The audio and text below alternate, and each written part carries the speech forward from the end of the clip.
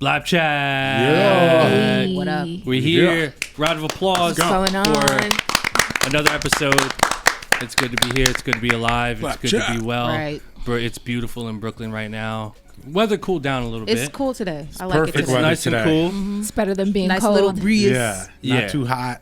Just Yeah, nice, man. nice breeze, Yeah. nice Yeah. sun. Weather is such a good topic to just like throw out there because it immediately induces the conversation. Mm-hmm. So I just like talking about weather, starting shit with weather. So anyway, this is BLAPCHAT. This is what, episode 37? 37. 37. We're Flying wow. by. Feels Flying like by. so much, but still so much more to accomplish and talk about. So this is BLAPCHAT. We are an all music producer, music creator. I'll call it a podcast. Fuck it. Yeah. Podcast. Conversation. We're here with Atlas the Plug. Yes, sir. Of course. I'm here. Perfection. Hey. Glam. What up, though? Myself, Illmind. And we're here with such a special guest is an understatement, but we're here with a legendary executive mogul, like pioneer. This gentleman was responsible for a lot of things that happened in music and a lot of shifts of energies when you're talking about the beginnings of hip hop and just urban music in general, and the way the industry was moving and maneuvering. He was a big part of controlling and helping to control the tempo of that, and the result of the industry now is really, we got to give it up to this gentleman being a big part of that. So let's give a warm round of applause for, I'm going to call him legendary, Steve Lobel. Yeah. Hey. Thank you for having me. Thank you for having me. Thank you for having me. Yes, sir. First of all, honor for you to join us today. He got the special mic, You too. got the Motown The old school you Motown. mic. got to get the ill mic going. But man, I feel like there's guys out there that definitely are familiar with you. I mean, just based off of the massive amounts of work that you've done in the past. And as I said, this is we like to focus on like the music production side, but even really just in general the behind the scenes stuff. We were talking about that a little bit before we started the show, Right. and talking about the importance of the guys behind the curtain, the guys that are moving and shaking for the creators coaches, and the the coaches, right? So let's start the conversation with that. I mean, you've been a coach, quote unquote, for a very long time. You still coach today. What got you? What drives you? What drove you into Right. doing Well, you that? know what? Like I like to play the behind the scenes because I've been around for 30 years. Yeah. And blessed still to be relevant. And it wasn't really about me. It's always about my clients or my artists, and let them shine. That's what I do. But over the years, since social media got so big, and podcasts and interviews and radio, and people want to learn about the business from the inside, so to speak, I said I'll do certain things. And I did a This Is 50 interview and a couple other interviews, and it was all great feedback because I'm giving a lot of knowledge, a lot of experience. I'm not talking about who's beefing with who's fucking who, excuse my language, Yeah. and who's faking the funk and all that stuff. So then I was like, you know what, it's important, God forbid something happened to me, and a lot of my peers, that we need to tell stories, and we need to teach the youth about the education series about the music industry and the knowledge. So that's why I came out and I started talking. And the opportunities come, I'll say, all right, as long as it's positive, we can have great questions, I'm gonna give knowledge. Yep. What was the question though? Oh, it was just like what drove you to kind of be that behind the scenes guy? Like, Well, just for the people who don't know me, and it's a lot of people in the industry don't know who's anybody these days. Everybody's just doing it for the gram or look cool or the likes and stuff or different reasons, right? And haven't really built a resume or stripes or even worked hard. Hard work really pays off if you put the time in. So for those who don't know, I started in the game through the late great Jam Master Jay. Rest in peace, man. And dear friend of mine. I started off carrying Adidas bags. I started carrying, records. I started driving a van, just being around, not knowing what I wanted to do. And being around Run DMC and going to Def Jam in the early stages and seeing Leo Cohen going crazy in offices. And I'm like, damn, I need to be like that guy. And, Russell Simmons, who's one of my mentors, and everybody should have a mentor. And I'm like, this is cool, but how do you make money? What's the position? And being around Rush Management, you know, back in the days, who managed a lot of artists that were on Def Jam, and people didn't even know that Run DMC was on Profile Records with DJ Quick and the rapper Nine. So I was around, and I'd go on the road, and I was on tours, and I was on the road with Public Enemy, with Run DMC and Beastie Boys and LL Cool J, and I'm like, this is cool. How do I make money? I didn't go to school for this. Like, how do you get in where you fit in? So, you know, from the grace of God, I feel everything is always about God, and we're in God's hands.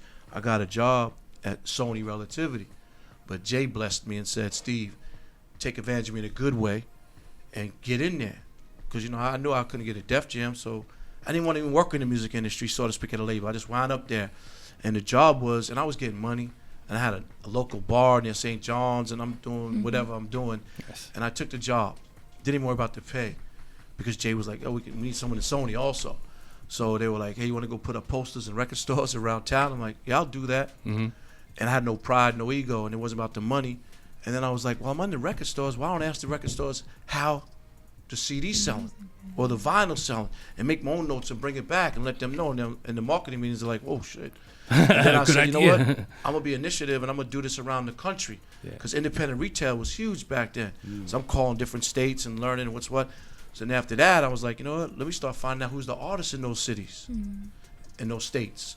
And next thing you know, I became an A&R. And then from there, you know, I was an A&R, and I worked with Common, as I know him as Common Sense, one of the top 10 MCs. The Beatnuts, MOP. We had a deal with Suave House, which is, you know, Tony Draper's label from Houston, with 8-Ball MJG, 3-6 Mafia, Mr. Mike, South Circle. Well, was this around like, was this like Can I Borrow $1 Common? Yeah. Okay. No, the first album, I used to love it. Resurrect. Yeah, Resurrection. I got the plaque, and I got him to sign it. That's a classic. Classic. And then, you know, like I said, MOP, B-Nuts, Fat Joe, Frankie Cutlass. Then we had Ruthless Records there, so it was Eazy-E, App Band Clan, which was will.i.am. Who else was there? Fatal Hussein, rest in peace. I signed. So did all that, and then I went out to L.A. with Easy, and he had died. I stayed out there, and then I started working with Bone Thugs and Harmony. So I've been with Bone Thugs as a A&R manager for like 23 years, which is hard in this game, because I live off loyalty, integrity, and respect, and that's hard to find. Yeah. And while I was in L.A., you know, I put Nipsey Hussle on with my partner, Big U. Nipsey was doing his thing in South Central. We took it to another level. And Sean Kingston, an artist named Ayaz and Man, managed Tupac's group, The Outlaws, and the movie's coming out. Been managing Scott Storch for like a year.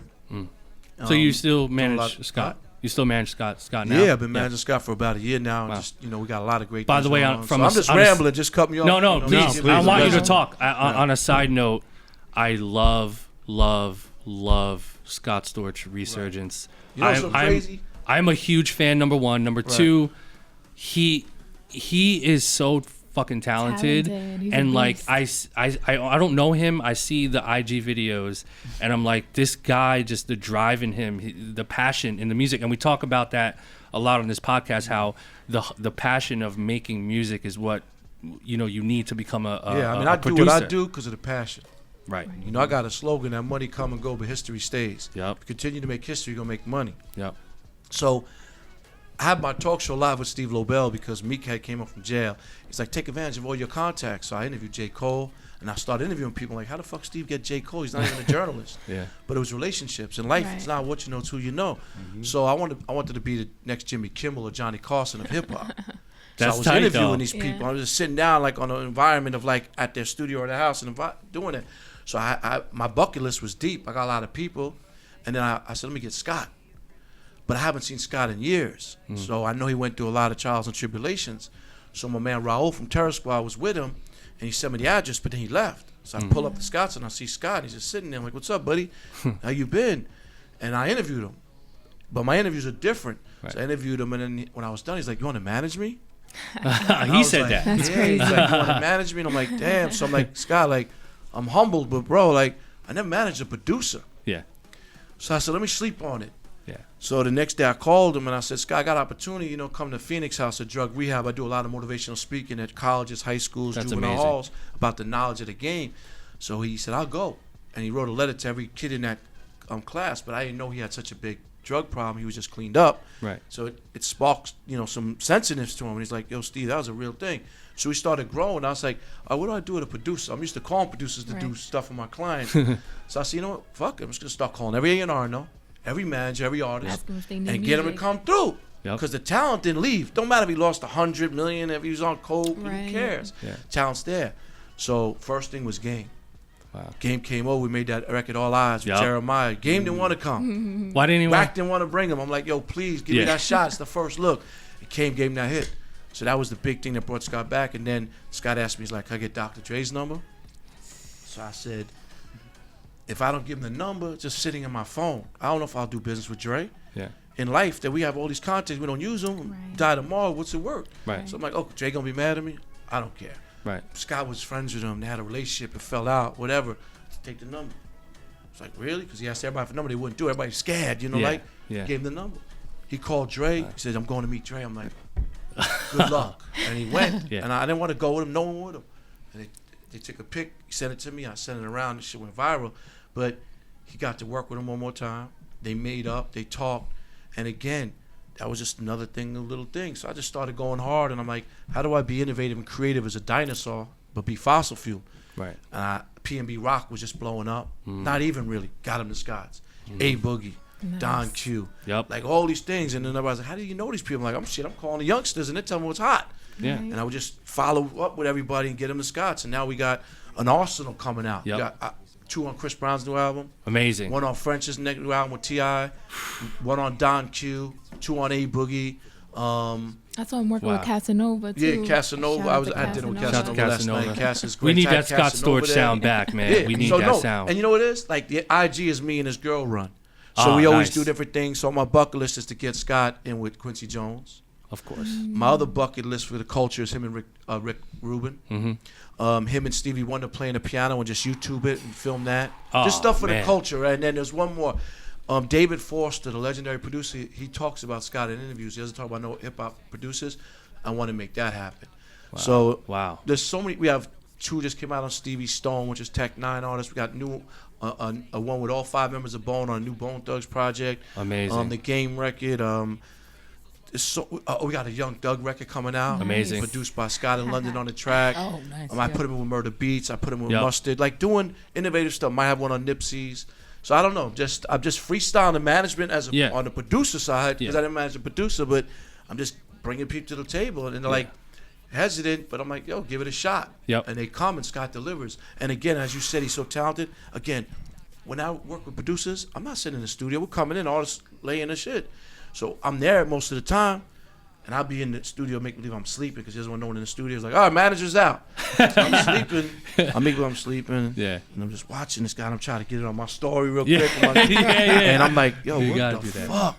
Yeah. And now it's at the point like it's custom made. You coming in for to rap? Okay, what you want? We're gonna make a custom order right there. You want a BLT with no mail? Okay, hold on. Yep. Right. And we just been doing that, and I'm teaching him the social media and film and stuff because he wants his glasses on. He doesn't want to be filmed like that. And it's funny. And then sometimes like, yo, Steve, come in. Yeah. And I'll come in. What you think of this? And I'm like, oh, it's dope. Like it's like should be like a little TV miniseries. Yeah. Watching him create the way he creates with the melodies. And if you watch his shit, he always makes this face. He's got the cigarette and the weed, but it's a method to his man. The best part about it is that it's all him. Like it's 100% authentic. Well, he co-produces with people, right? But him, the way he carries himself, he's not faking it on Instagram or anything. It's like this is the real Scott Storch. No fake. When anything with me involved with, man, there's no faking. It's amazing. We're not doing stuff like that, and we got to keep our integrity, man. Yeah. And I told people like, oh, you wasting your time.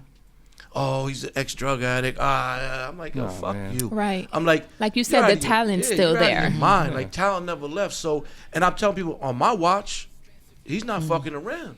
So if I do call an A&R and they say, well, last time wasn't around. Oh, if you fucking with it, Steve, then we're gonna come through. Right. I cleaned up a lot of relationships for him, and we doing our thing now. Knock on wood. Humbly. What's the difference for you with like managing a producer and like an artist? Like, what's the biggest difference or the biggest difficulty? management, just so you know, is like a babysitting job. Yeah, for sure. No matter Definitely. if No we matter just what it talking is. about Yeah. Sometimes with Like- Scott, I'm like, damn, bro, you worse than my artist sometimes. Because, I got him traveling now playing the keys. We just did the Roots picnic. So, but, look, I didn't start off being a manager. Right. Everything was organically fell in and God, right? I met with Casanova last night. Who knows what's going to happen with that? I think he's very talented. He's going to bring New York somewhat back, right? But people come at me. But I never had no balance. And as a manager, it's your clients first, then you're second. And I'm a selfless person. It's always about everybody. I'm a giver, not a taker. But I don't let no one take advantage of me because I live off respect, not a sucker. So, but I didn't know that I was a high-paid babysitter. I didn't know I was a psychiatrist. I didn't know I was a All loan of that, shark. man. I didn't know how to deal with Investor. baby mothers. Social I didn't know how to go media. pick up kids from school. I didn't know how to go put out that fire. I'm like, damn, like a lot of stress. And then it's Yeah. tough Footwork. because sometimes you have to put your emotions on a back burner to not let that affect. I don't put no emotions and feelings. I'm very blunt to mine and tell a motherfucker how it is. No, I'm saying like in the sense of my like life, what you mean. you're personally going of through. course. You I'm know not what gonna I bring mean? my personal shit to nobody. Yep. That's why I keep all my personal away from social media and away from a lot of people's business. I did put myself out there and I did Millionaire Matchmaker twice. And people were like, oh, you looking for a girl? Like, yeah. But I was really doing it for the culture. If you saw it, I brought the girl to the DJ Academy. But it's hard. I'm not going to meet a girl's going to love me for me. Right. Yeah. I'm older and, it's a harder What situation. you come with, Where does the like the go-getter attitude, like where does that come from for me? That like, comes from Queens, man. I'm Queens. from Queens, New York. I don't forget where I come from. A lot of people should never forget where they come from. My dad is OG Ted. I put him on Instagram. Everybody loves him. Like he always told me when I was young, like, oh, you want that bicycle? Go work. You want the dirt bike? Go work. Ain't no silver spoon here. Yep. So I was raking leaves. I was delivering newspapers. I was washing dishes, whatever to make money. And and the passion and the drive, like, I don't do nothing really for the money. Money don't make me. The Rolex don't make me. The car don't make me. What makes me is my soul, my heart, my integrity, Yep. And I speak to a lot of young kids, and I'm letting them know, like, it's deeper than the views or trying to be cool or the chain or the watch or the car. But, in my history, I'm self-made and self-taught. I couldn't sit in high school.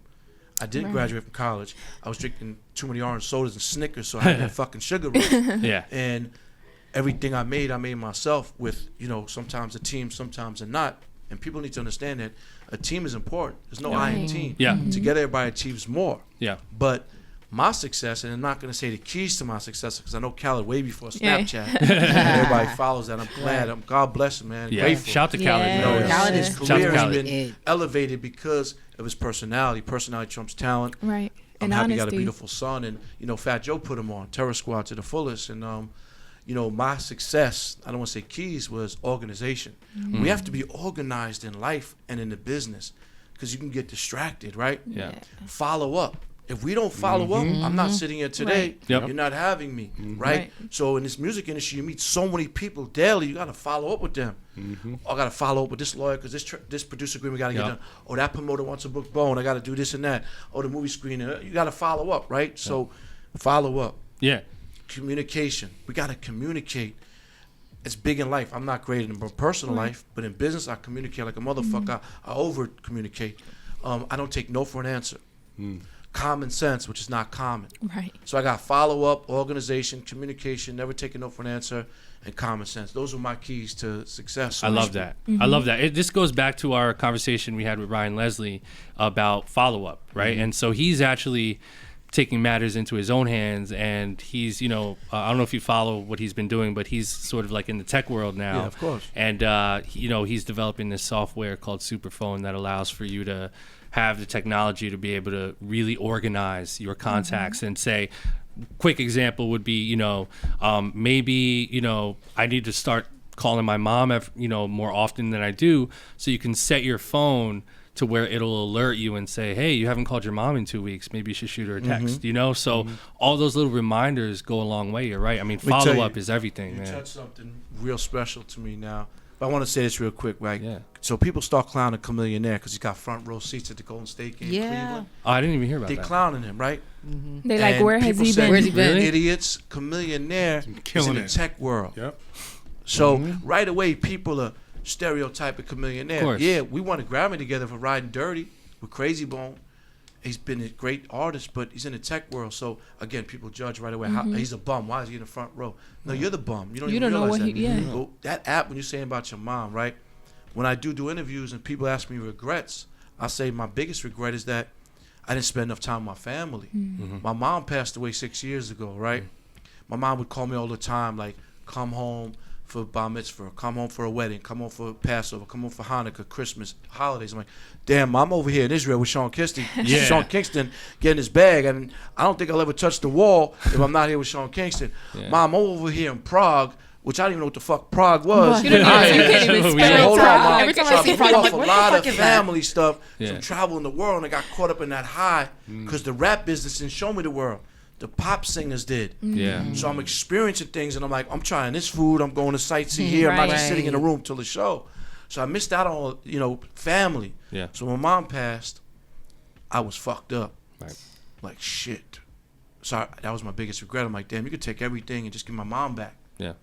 So when I buried my mom, people I thought would be there for me weren't there for me. The people I made rich and famous and so on and so forth. And only God could judge. So I was like, let it be. But I felt like I did a bid in jail. I was down. I was with a girl. She left me. I went to kill myself. I was fucked up. My mom died in front of me. I had no one die in front of me. She waited for me to come home, and she was in a coma. She died. So I was fucked up. So now I spend a lot of time with my dad, OG Ted, and I come to New York a lot to spend time with him. And I needed to go back to L.A. I don't know when this airs, but, next week, the Tupac premiere last night, because I managed the Outlaws. And I text Snoop, I text the Outlaws, I text LT Hutton, Benny Boom. I said, guys, as much as I want to be there, I can't make it. I need to stay in New York for Father's Day with my dad. So I made sure I found out if we were doing something here tonight in New York, and they are. So, family is important, but we don't realize that because it goes back to balance and running around chasing our dream and getting caught up. And then it's like, I deal with that too a lot, where it's like I feel like I always have to work. Because like it's interesting. Someone tweeted one day, I forgot how you pronounce her name. It's Fadia. Okay. She works at Instagram. She worked at Def Jam. She's done a lot. I know. But she tweeted something one day that I was just like, that is true. She said, the music industry is the only industry where you can bust your ass and you might not make it. And that's true, because it's like, obviously with hard work, what I mean? Hard work and God goes anywhere. See my shirt? We working. That's right. I'm always working. And we've seen it. People that have worked for years, maybe they haven't been put in a proper situation or, put themselves in front of the right people. But there have been people that just grind and they don't necessarily get to where they need to get to. It's weird because I don't believe in not making it. Right. I think everyone makes to some form. I think everyone makes it if they don't quit. So never give up. So in that point, it's like I feel like a lot of people, even in the music industry, it's like grind every day. You got to do whatever you can. Like people always talk about the 24 hours. There's 24 hours in a day. You always have to be doing something. So I feel like a lot of people in the music industry feel like they always have to be doing something and grinding to get to their goal, and we tend to forget about family, the normal life, and friends, and the normal life. And I that's try to tough. say that less is more. It's smart and quality work over quantity. But the aspect of the industry I was in, I had a sickness. I did radio, retail, management, A&R, security, hype man, DJ, driver, every aspect of the industry I know. And what happens is, you're right, we're all saying we're grinding. But you get to a point like you do so much grinding, you forget about reality or your family and real life. I know people have been trying to do this music industry for 10 years, 15 years, never got a check in it.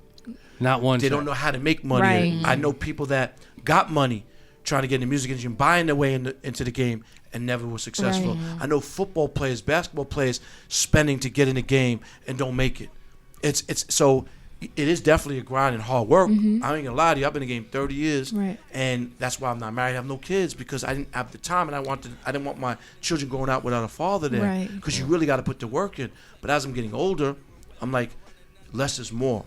But for the younger generation that's out there really trying to grind and work, it's everything. Like, everybody's trying to get in the industry and grind and work. So if you ain't outsmarting them or working smarter than them, not harder, or being creative, innovative, you're just going to run in the same block that everyone else got. And it's facts. Trust me. Like, I've seen it for so long. I watch back like, damn, you're still trying to do this? And a lot of people came up with me. They threw their towel in. They got out. Yeah. They just, it's funny because I think it's maybe karma, right? It's funny. Last night I had, I went to dinner with Casanova, right? But my man texted me this morning who was at the dinner, and I was like, damn, this shit is so real. It's my man Dirty said, God continues to bless you with the things you love the most. Count your blessings every time one door closes, two open because of your passion. Right. So Wow. I don't know when I'm gonna stop. Yeah. Right.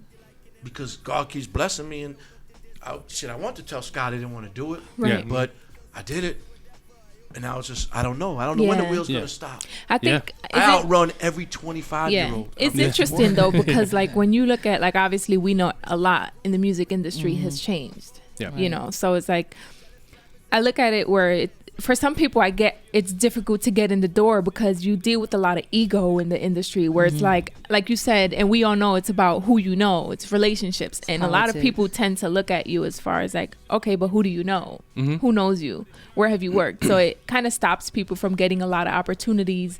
Or let's say, for instance, like someone's trying to work at a label.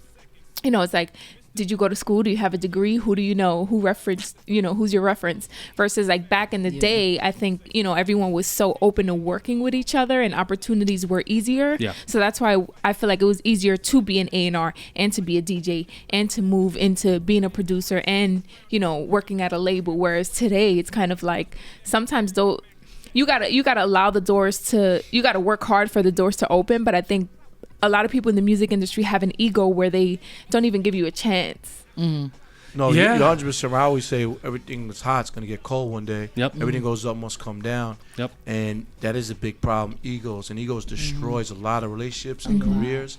I have no ego. I'm just confident who I am. I'm not cocky. I'm confident. And I could stand my chest out and know who I am as a man. Right. Yeah. And a lot of people can't. I'm not a follower. I'm a leader. I don't follow trends. I set trends. Right. But anybody who knows me my whole life is like, Steve's a real guy. He don't really smile. He sticks to his word. He walks the walk. He's always in Adidas. And he's just himself. I don't follow. James Cruz called me yesterday, man. He's like, Steve, I respect about you. You never changed. I can't change. Once you change, like, why would I You be start cocky? losing Why would I yourself. be Right. Hollywood? Why would it is? Yeah. And again, I always tell my youngster right here, it's not what you know, it's who you know. And you can go to school for the biggest things, but if that door don't open, you're screwed. Yeah. Right. And these days even worse because everybody got to work for free. Yep. You know, Right. back in the days you worked as an intern, you climbed your ladder and you was Yeah. able to get a lot of money. These days the record companies ain't paying a lot Right. of money. Nope. I was telling them yesterday, we just need to start a little company, sign artists, you can make more money managing a great artist that blows up for performances than even working at a label. Amen. So, and Fact. everybody's, in their own little circle. They don't want to see the next person come in because they Yeah. get intimidated or they're like, you're going to take my job. So I hate when people get intimidated. I hate people who stereotype people. I hate racism. I hate people who judge. Yeah. All that. I get every day It's people all say, why you think you're insecurities. black? Why you think you're hip hop? I'm like, you fucking ignorant Oh, as man. fuck. That's Right. ignorance right there. Right. He's Ignorance. black. Yeah, 'cause So- every Yeah. white rich kid wanna be in the music industry, be around the culture, Yeah. but don't want to be in the county jail. Yeah. Don't want to be on Rikers Island. Right. Yeah. Don't want to be in South Jamaica or South Los Angeles. Yep. But they want to live the culture and live that lifestyle because Kendall or whatever, Kylie Jenner's Right. Yeah. fucking popular dating this one, Yeah. or Adidas shell toes are in now because this one's wearing it. Yeah. Right. And that- like, come on. Yep. So that's why we say people need to learn that hip hop started with breakdancing, Yep. DJing, graffiti. Yep. And it's deeper than social media. And again, like if you're a white rapper and you saying the N-word, you got your pants off your ass and fake chains, and you just Right. think you hip, but you don't know who the Beastie Boys and third bases. Hip hop don't know you. Right. And I could go into every different thing, not just white rappers, but that's why I'm keeping the culture That's alive. what Like, I hip hop want don't to. know you if you don't know about. If you're a producer and you don't know about publishing and Yeah. splits, Right. and splits, publishing, royalties, Yep. ASCAP, BMI, CSAC. Like, what the fuck you doing this for? Right. Yeah, I had a producer come up to me and they said, I got a publishing deal. I was like, okay, what publishing deal is? I got a deal with ASCAP. Like, They don't know. They don't know. That's why people need to educate themselves. Yeah, Yeah. I mean, and that's why we started this podcast. Right. Is the the bulk of the knowledge and the stuff we talk about here is geared towards, if I was an upcoming music producer and I didn't know what publishing was, I'm still trying to figure it out. I'm on YouTube, looking at the tutorial videos. How do I get placements? How do I get on a Drake album? Right. And it's come to the point where there's literally millions and millions of producers globally that are all trying to get it and do the same thing. Yeah. And so we talk about that a lot here, and there's a lot of these common denominators that we've discovered, and a lot of those were stuff that you said.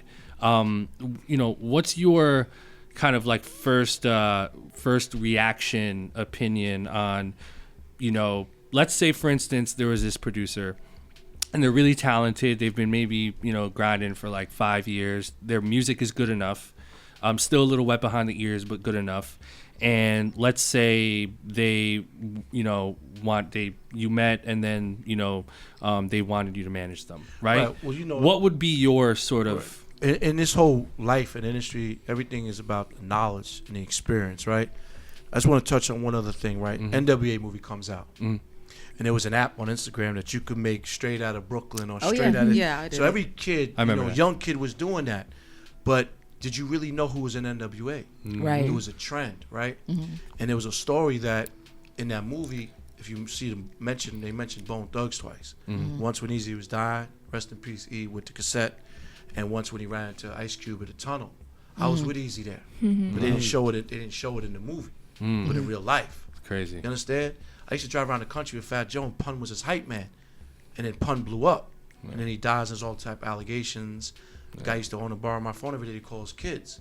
Right. But the question you have, like, I meet people all day long that want to give me a cassette. I mean, a CD, or a flash drive. Right. Or approach me like, yo, man, what's up? Put me on. Like, first of all, I said, hold on. Right. You ain't gonna approach me like that. I'm a street guy. Yeah. I'm not pussy. So, I don't like people when they approach you like that, like you owe somebody something. Right. Right. So you come to approach someone the way you want to be treated, with respect. I give respect, want respect, right? And of course, we're living in a world of like social media, email, Twitter. And I've seen people get discovered off of MySpace, YouTube, Twitter. Tons. So, people DM. I have my Steve Lobel Consulting. I'm like, send me music, check it out for a fee, give you our feedback. Because you can't manage everybody. Right. And I don't want to manage no more. I'd rather consult because I want a life. I like to have a child one day maybe, or even enjoy life. I've seen the world and I enjoyed it, but sometimes it's good to get away from the business and enjoy it. Right. Yeah. So my advice to people is, first thing, say you're an artist. Who are you as an artist? Half the time they don't even know who they are. Right. So you don't even know yourself, what you are. No, I'm from Queens, I rap, I want to be Pac. No, that's not an artist. Yeah. What's your stage show going to look like? And what's your end game? And they don't even know. So get to know that and come back. Because that's what a Jimmy Iovine or Leo So get to Cohen know or, yourself first. Yeah, exactly. ultimately. Because everybody's following the trend. A producer, same thing. Like when people ask me, like, "Hey, I got tracks," I'm cool because I manage Scott. Yeah. I got to focus on that because the only way you make money with a producer is if he gets a placement. He ain't like an artist out there on tour. Right. So I got to put my time into that. But I will check your shit out, and if it's hot, I might come on over to Scott's and do drums. Right. And that's how I put Scott in with like the Murder Beats, Yep. the Metro Boomins. Yep. I'm like, and even younger guys that don't got a name yet because they could be the next Dr. Dre. So I'll do that. But my always advice to people when I meet them is like, be humble, approach people with respect, follow up in a nice way, and just be creative, be yourself. Don't follow a trend. Like, create a sound that's going to be different. And if producers, I'm like, okay, you're the producer, you got some new shit, you're the new artist. Why don't you become like Timbaland and Missy? Or Dre and Snoop, or Swiss and DMX, and create a sound as an artist and come up together like YG and Mustard and go out and do like that.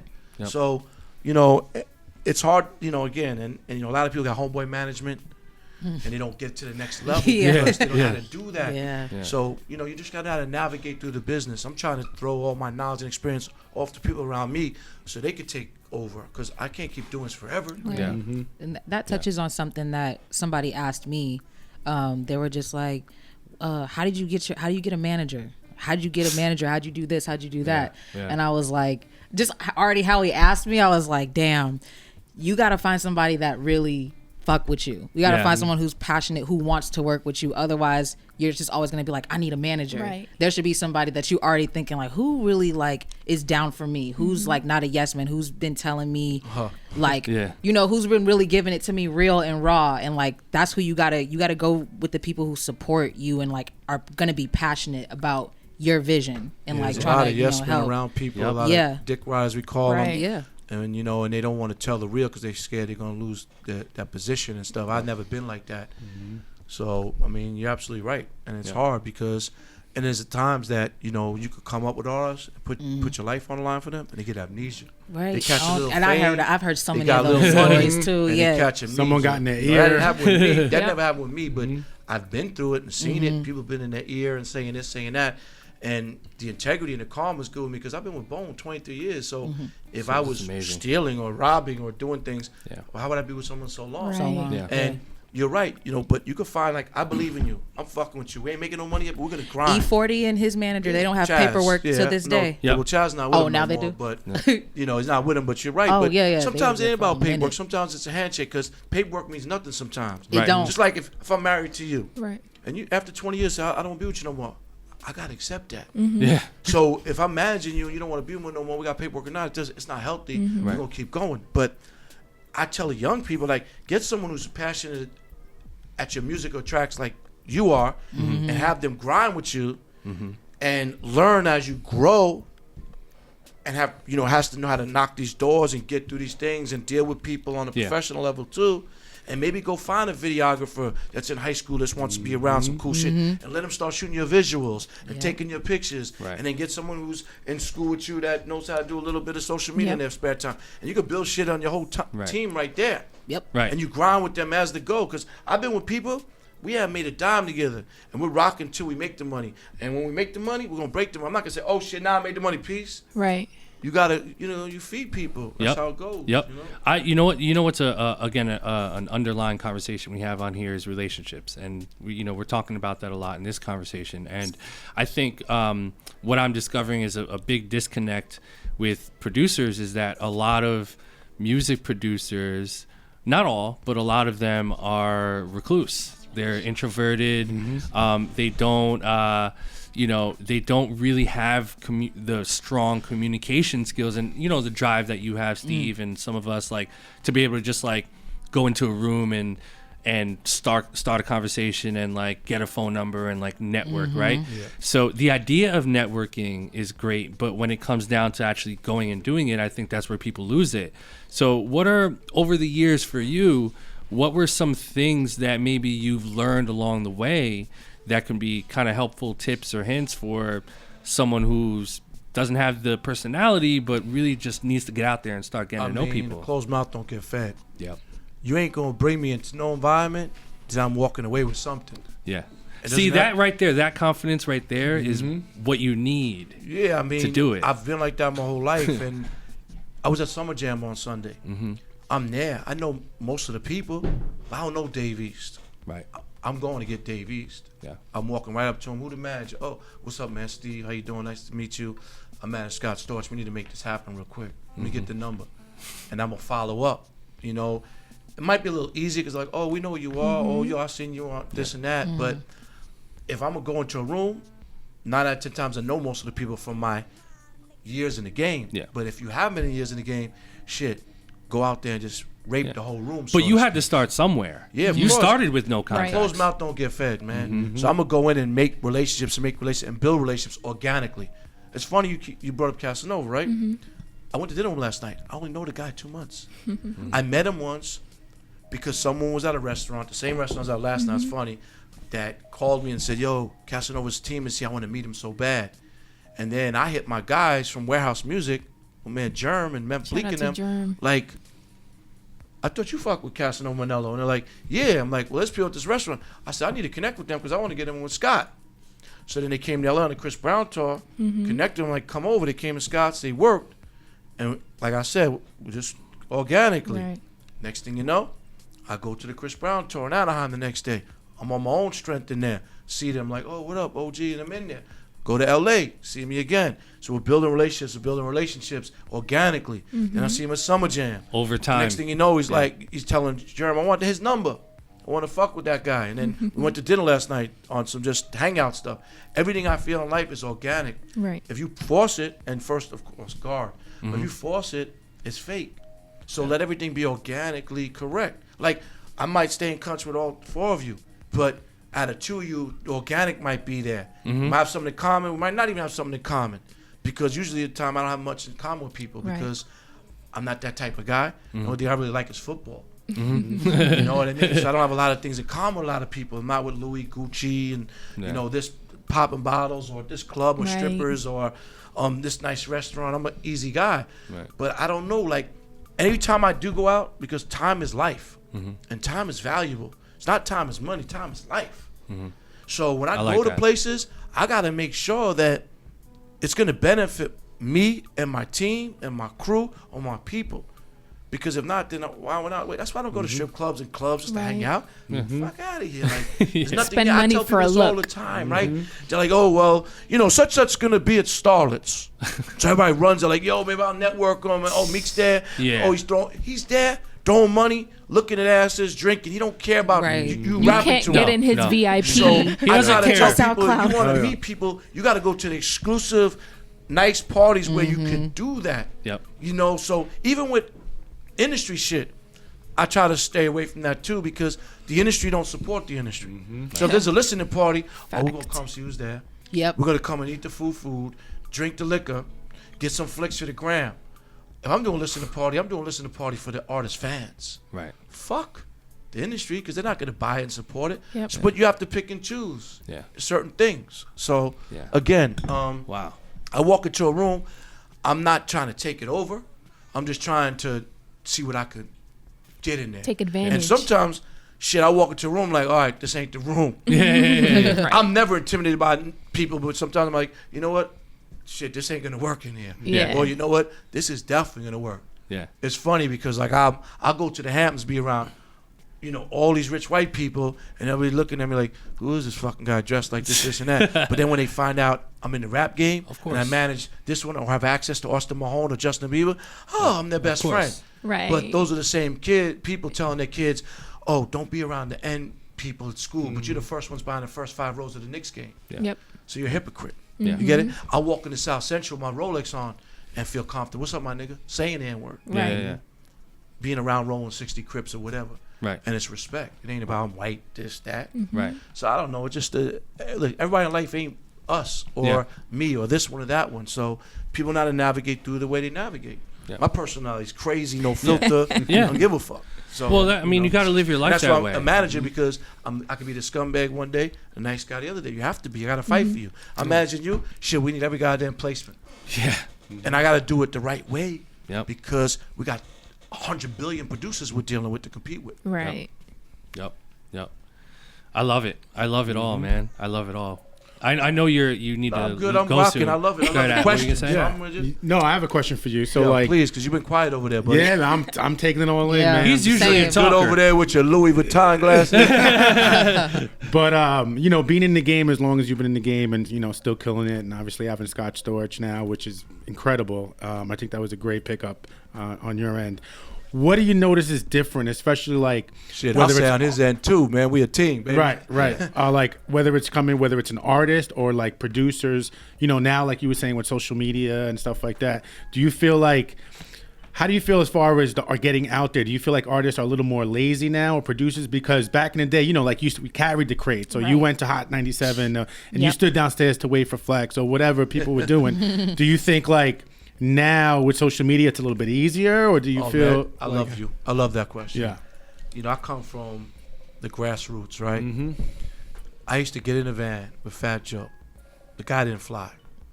And Pun was his hype man. 2 fat motherfuckers with $40 to eat. Wow. And then 4 other killers, Puerto Ricans. And I'm Jewish. I'm from Queens. They're from the Bronx. And I would take them on the road. And we would drive to Cleveland, Detroit, Chicago.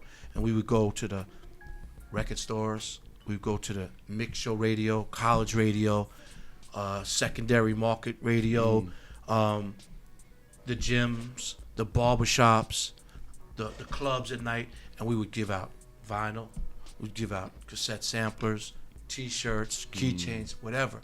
And that grind was real, man. And it was a lot of work. And, you know, traveling and getting on planes every day with Sean Kingston and going around the world, it's a lot of work. It takes a lot out of your body. You know, driving around Run DMC touring, or being with Bone Thugs for like 6 months on tour, or doing a year with Justin Bieber on tour with Sean Kingston and Ayers, or, you know, getting in a minivan and doing a promo tour up and down the East Coast. It was a lot of work because you had to go out there and kiss the babies, handshakes, network, meet people. People want to network with you and see you perform when you're developing artists back then, because you're getting a 7-album deal. Fat Joe, when he put out Flojo, he's not popping right away because you got to build that. So we really worked, and those grassroots are gone. So I think when social media came and the internet came, it's a gift and a curse, because I love social media. I play with it a lot, but I think that the work ethic is not like it used to be. Because when we did Bone and Biggie, we had to be in the studio. It wasn't like, oh, we're just going to send an MP3 and get it on there. But sometimes we would send a 2-inch reel. Would take 3 days and then another 6 days. Overnight that shit. So now it's like, I'm going to press a button and send my video to World Star. I'm going to press a button and get this guy on the song, but don't even know the artist. I'm just going to press this and send this to Spotify. And you know what? I'm just going to wait till they call for me to give me money. So the artists are lazy these days because they don't know the grind. Again, it's not their fault because they don't know better. They don't know how it was to sell 10 million records. I did, but now I have to adapt and learn how to know that I'm going to only sell 5 million streams, and that money ain't gonna be the same. Or Scott used to $150, and you might get 20 now. So we went through. I'm just glad I'm alive that I was rocking with payphones and beepers, and I can rock now with iPhone. So you have to able to go through the seasons or the years. But I feel like everybody's fucking lazy these days because they just sit home, and so I could just do the work from there. And I get lazy myself sometimes. I want to sit on the couch and be like, I'm working from the house all day. I'm just gonna be on my phone, fucking with social media, emails, calls, text messages. And I'm like, hold on. I can't do this. I got to get out. But see, that's what makes guys like you be able to maneuver better than other people, because you take those grassroots That's the key word levels. right there, so you know, maneuver. I'm the maneuver and leverage king. But I think it's also like in the industry, you know, when there's no more artist development. Obviously, like labels don't invest. They don't invest in artist development unless you're an independent company or you're working with an artist side to side, and that's what you want to do. That's what you want to invest in. But labels don't deal with artist development. They only look nowadays. Obviously, they look for artists that already have a hit, already have a buzz. How many numbers you have on social media? You know what development is out the door. I think, you know, the industry pushes social media a lot too, and it kind of conditions artists and producers to look at that as like the main source for networking, which nowadays it kind of is. But again, like the industry is very, how many followers does that artist have? That's the first question. Is I the numbers. wish that it goes back to signing someone off raw talent. Right. Instead of like how many likes, views. That's what I'm saying. How many people retweeted him? But do you think the raw talent approach can still be effective from A to Z? I think it's going to come back, and it's going to be effective when someone be a leader, not a follower, and puts their balls on the line. Because sometimes, like, I see someone say, I got 2 million followers. I look at the likes. Doesn't add up. 1,000 likes. I was just going to say that. 1,000 likes. I see someone with 70,000 followers. You could buy all that. 1,000 likes. But I said, hold on. You got a record out on Spotify. You got a record on iTunes. You got a record on TuneCore. You got a record on Apple Music. What do you got? They're like, yeah. I'm like, okay, so what's the analytics on that? Because if it ain't at least 10% of your followers, then you ain't really interacting and connecting with the people. It's 1/3. You can't fool me, but you can fool someone else. And then the industry jumps on like this. Okay, so you want to sign this artist over Atlantic, and then Def Jam finds out, then Interscope finds out, then Sony finds out, and next thing you know, like, oh, I'm gonna go try to get the artist too, and then the artist fucks up because she came with a little bit more money, but was competing with you. Artists should have went with you from the beginning, because you know why? You interested you because believe of talent. in it. They were interested because they want to be the first one. That's when it fucks up with the business. You know? That's crazy. That happens. They're out there though. Yeah, we put Nipsey on. Everybody laughed. Like, he looks like Snoop. Oh, it's gang member. No one gives a fuck. Now everybody love Nipsey. Because the whole industry, most of the industry is a bunch of followers, man. Not a lot of leaders. And I'm about empowerment. Like I posted a picture the other day with Rob Stone from Fader. And I said, hip hop don't know if you don't know Rob Stone. You're like, yo, who's this white guy? I'm like, you fucking ignorant fuck. That, you know, he's someone in this culture. Like, and that's why I like to empower. I was with from Vibe, Dante. I call him Dante, but it's Don too. Like, you don't know him if you don't know the game. Like, and that's why I'm about empowering people and teaching people about who's who in this game that are still doing it and are still relevant and are still pushing this culture alive that have a resume and stripes. Speaking of that, who are some newer, younger guys in the industry that you respect, that you kind of see? A&Rs, anyone in the industry. Everything. Young cats. Like that, these kids got it. I'll say A&Rs, my man Orlando Watson. Shout out to Orlando. I met Orlando through a mutual friend. He's from the streets. And, you know, a lot of these A&Rs from the past and present, they'll fly an artist up to the office, but don't really go to them and see them in their environment. He does that. He'll go. So he put on P&B Rocks, Kodak Black, A Boogie, Don Q. I seen him at the Roots Picnic. I seen him. I gave him a cigar. He's like, "Real?" I said, "Smoke that, man. Sit back and enjoy that." Yeah. I said, "Damn, P&B Rocks bought you that Benz?" Yeah, he was in the streets of Philly. I've been around all those 10, 15 years. Motherfucker ain't buying nothing for somebody. So he's got a great ear. Yeah. There's a guy named Salim at 300 Entertainment. 300's killing it. He's an A&R to look out for, you know, and been around. Those two guys as far as that. You know, management. My man Anthony, who manages Future and Nas. You know, I watched him really climb up the ladder. Wow. Like, you know, paid his dues. Yeah. You know, it's a great movie people should watch. He passed away, Jerry Weintraub, but his way.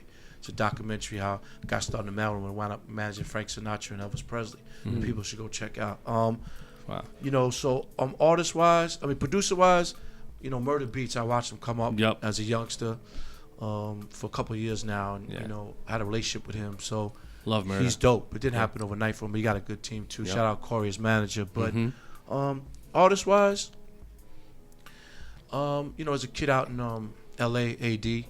Okay. A.D.'s dope.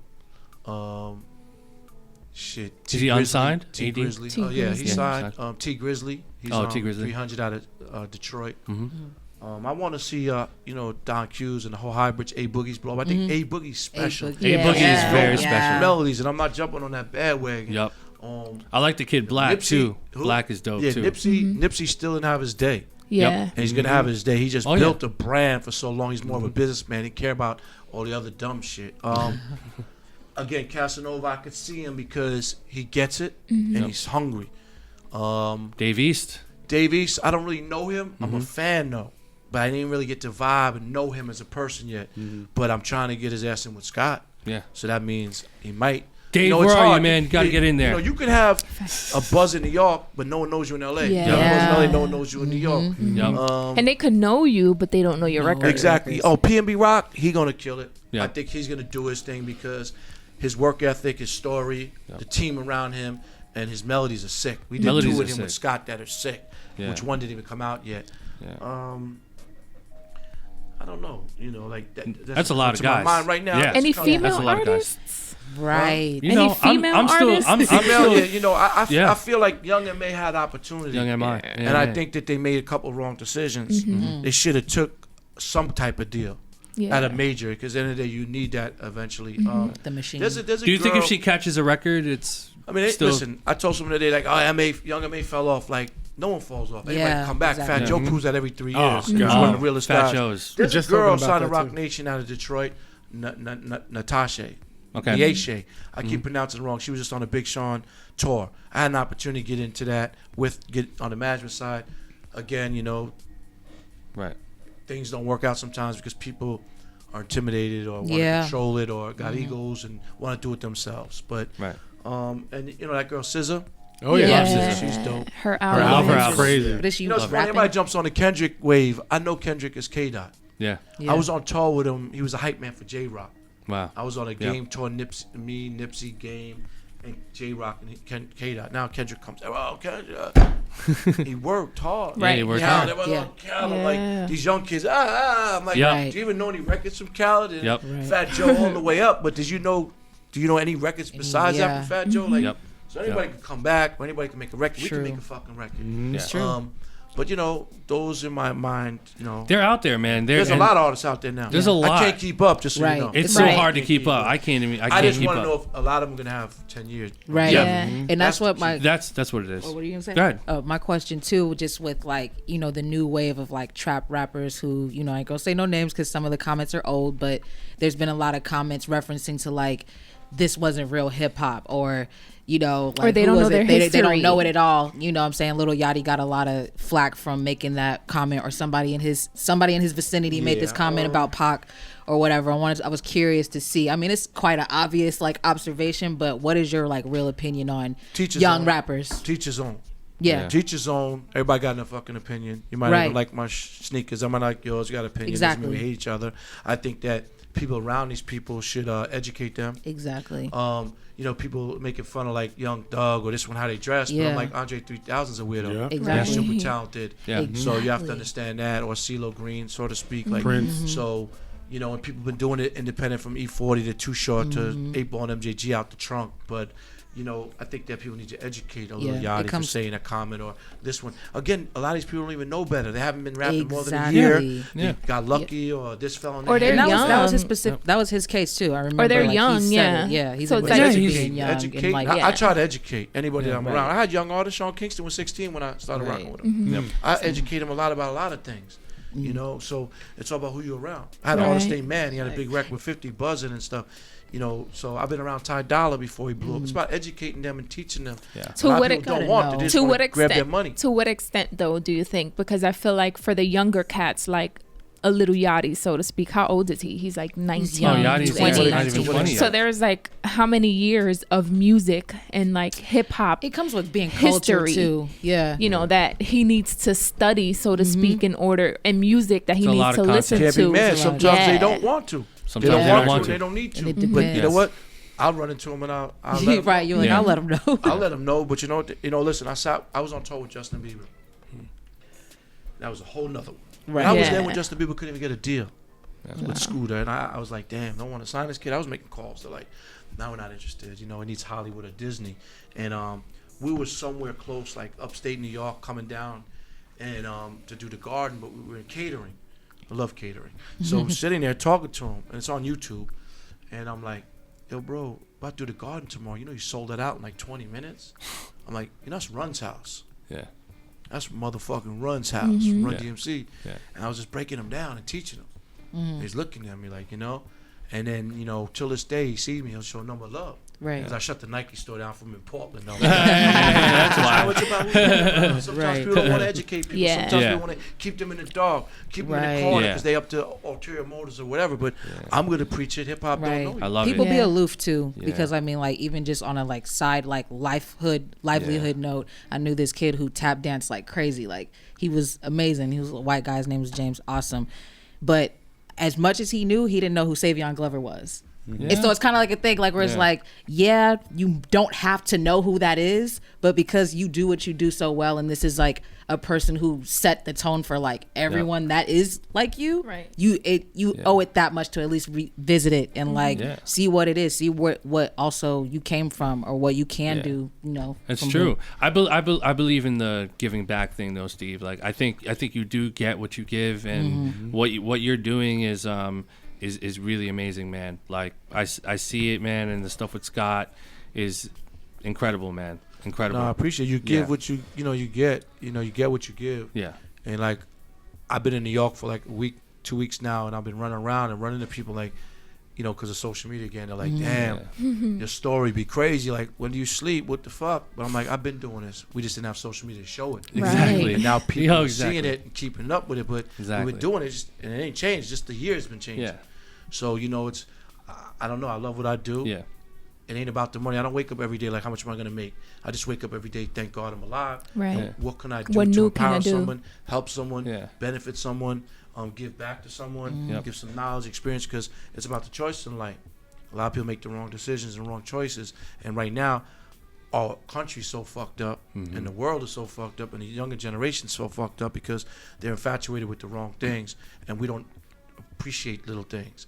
I appreciate the littlest things. This conversation, a dollar bill, a ride, a telephone. There's people when you travel the world don't got sneakers, no food, this. So we take a lot of things for granted. So everybody out there, like, don't take nothing for granted, especially your mother or your father or Amen. your blood. You know what I mean? Amen. I was gonna say let's leave off with one jewel, but that was the perfect jewel Right. to end this off with. I'm writing my book though. You know, the coach lasts longer than the player.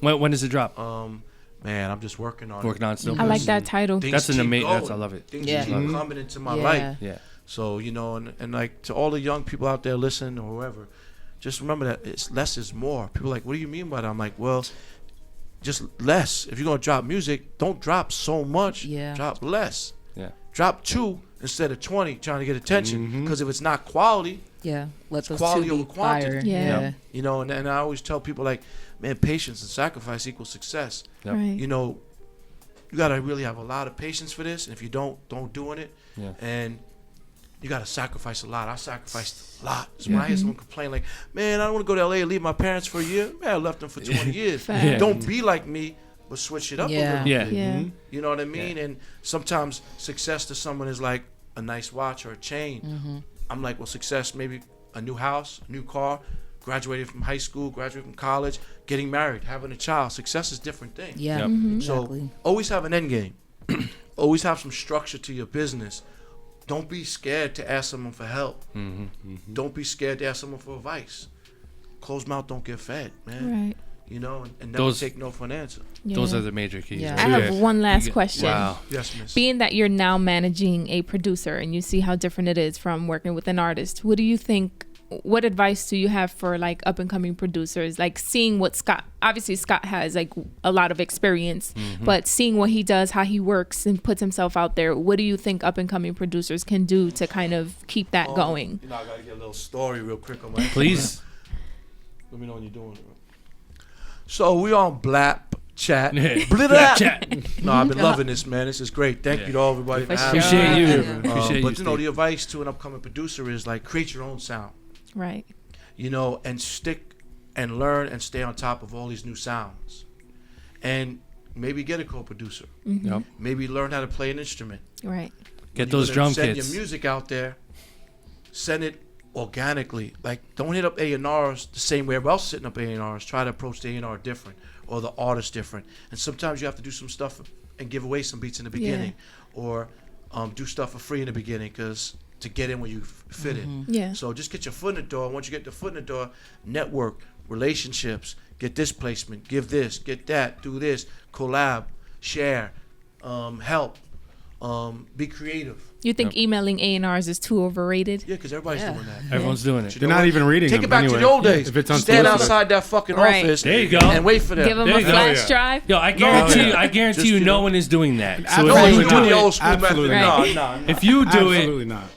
it'll fucking No work. one's Nah. doing that. No one's doing it. Yeah. No one's doing that. Like, yo, I got stories. Ego. I got stories of back in the days, right?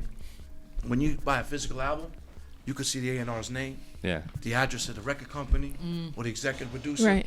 I've had 2 stories that guys would come from different states and took trains, and I come downstairs and walk out the building.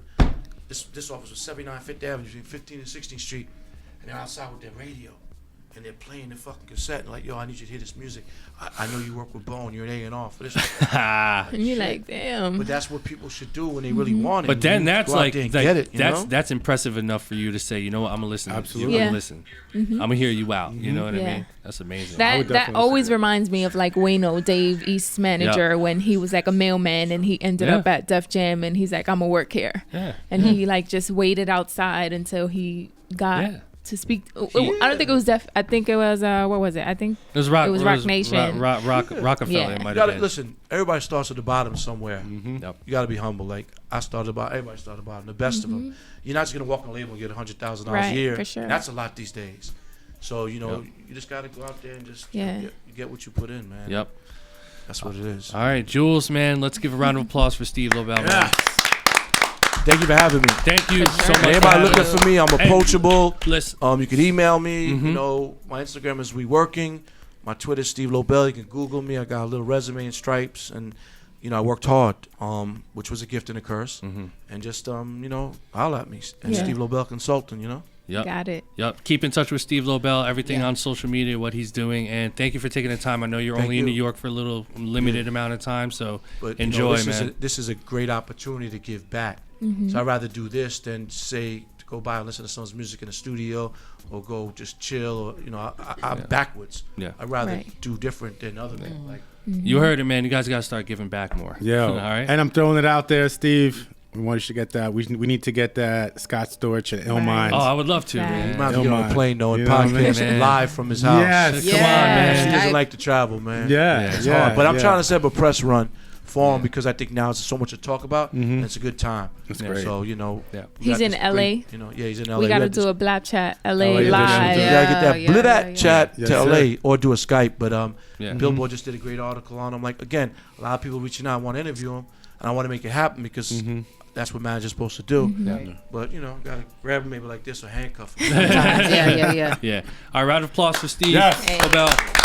Appreciate you, bro. Thank you so much.